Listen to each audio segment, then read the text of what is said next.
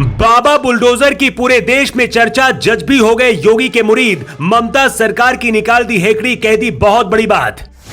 इधर योगी ने रोहिंग्या मुसलमानों को खदेड़ा, मौलानाओं को भी लग गया मिर्चा। उधर कोलकाता में जज ने ममता सरकार को कायदे से रौंद डाला।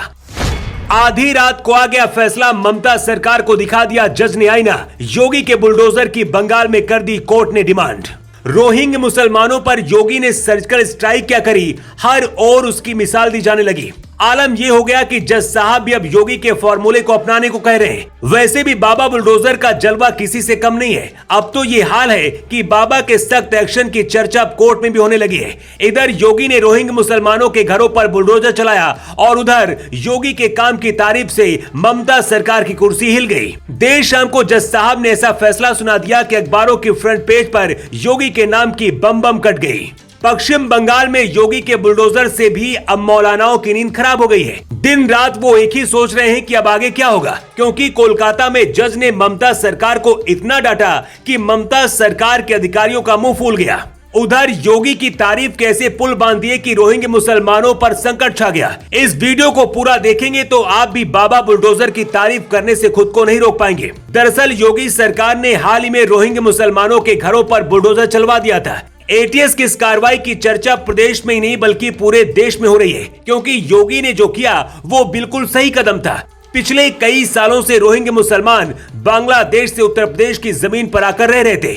भगवान कृष्ण की धरती मथुरा वृंदावन को मटमैला करने वाले रोहिंग्यों पर जब एक्शन शुरू हुआ तो हर कोई हैरान रह गया। मीडिया रिपोर्ट के मुताबिक यहां पर बांग्लादेशी नागरिक और रोहिंग्यों की संख्या लगभग 400 थी, जो कि शहरों में झुग्गी झोपड़ियां बनाकर रहते थे। झूठ बोल बोलकर लगभग 10 से 15 साल से उत्तर प्रदेश में रह रहे थे। यहां तक कि कईयों का राशन कार्ड और डॉक्यूमेंट भी बन गए थे।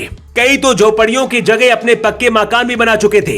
यही नहीं, आगरा दिल्ली नेशनल हाईवे पर गांव आलापुर और कोटरा के पास बड़ी झुग्गियां बनाकर रहने लगे थे। इनकी संख्या करीब 300 से ऊपर है। कबाड़ा का काम करते हैं, समय समय पर अपना ठिकाना भी बदलते रहते हैं। लेकिन योगी ने अब सबको अच्छे से सबक सिखा दिया है। योगी के इस कदम की तारीफ कोलकाता में भी खूब हो रही है। आलम यह है कि कोलकाता के जज ने ममता सरकार को फटकार लगाते हुए योगी आदित्यनाथ से भी बुलडोजर लेने की बात कही। दरअसल कोलकाता में चल रहे अवैध निर्माण पर हाईकोर्ट ने उत्तर प्रदेश सरकार की बुलडोजर नीति को लेकर टिप्पणी की। हाईकोर्ट के जज अभिजीत गंगोपाध्याय ने अवैध निर्माण से संबंधित एक मामले की सुनवाई की। इसी दौरान नगर निगम के वकील से कहा, अगर जरूरत पड़े तो योगी आदित्यनाथ से कुछ बुलडोजर किराए पर ले।